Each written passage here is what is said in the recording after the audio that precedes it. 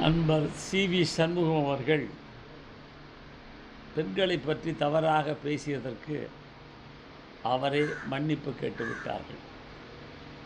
மன்னிப்பு கேட்டதற்கு பிறகு நான் பற்றி விமர்சனம் சொல்வது சரியாக இருக்காது. இருப்பினும் ஒன்றை சொல்லுகிறேன். திண்டுக்கல் சீனிவாசன் அவர் பின்தொடர்ச்சியாக அவர் ஒரு நேற்றைய ஆர்ப்பாட்டத்திலே ஒன்றை பேசுகிறார். இவையெல்லாம் பெண்களை இழிவுபடுத்தப்படும் செயல்களாக நான் கருதுகிறேன். இங்கே தான் இந்திய திருநாடு தான் பெண்களை தெய்வமாக வணங்குகின்ற திருநாடு. தமிழ்நாடும் அப்படித்தான்.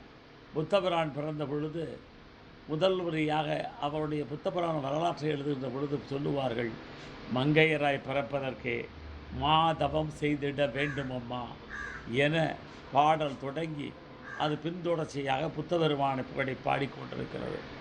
அதற்கு பிறகு மங்கையரை போற்றுவோம், மங்கையரை போற்றுவோம், மகளிரை போற்றுவோம், பெண்மையை போற்றுவோம் என்ற வள்ளலாருடைய வரிகள் எழுதப்பட்டது, எதிரொலித்தது கடலூர் மாவட்டத்திலே.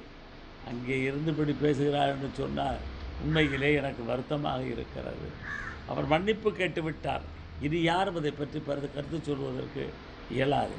இருந்தாலும் பேசக்கூடிய பேச்சாளர்கள் ஒன்றை கவனத்தில் கொள்ள வேண்டும். இன்றைக்கு நான் இதை ஏன் சொல்லுகிறேன் என்று சொன்னால், எங்கள் இயக்கத்தினுடைய மாபெரும் தலைவர் தளபதி விஜய் அவர்கள் தன்னுடைய தேர்தல் அறிக்கையிலே ஒன்றை சொல்லுவார். பெண்களுக்கும் முதியவர்களுக்கும் குழந்தைகளுக்கும் இழைக்கப்படும் அனைத்து குற்றங்களையும் சிறப்பு நீதிமன்றத்தில் கொண்டு போய் விசாரிக்கப்பட்டு விரைவிலே தீர்வு காணப்படும் என்ற உறுதியை தந்திருக்கிறார்.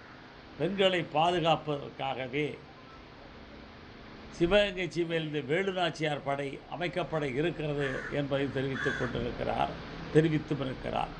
எனவே அப்படிப்பட்ட நாடு இந்த நாடு.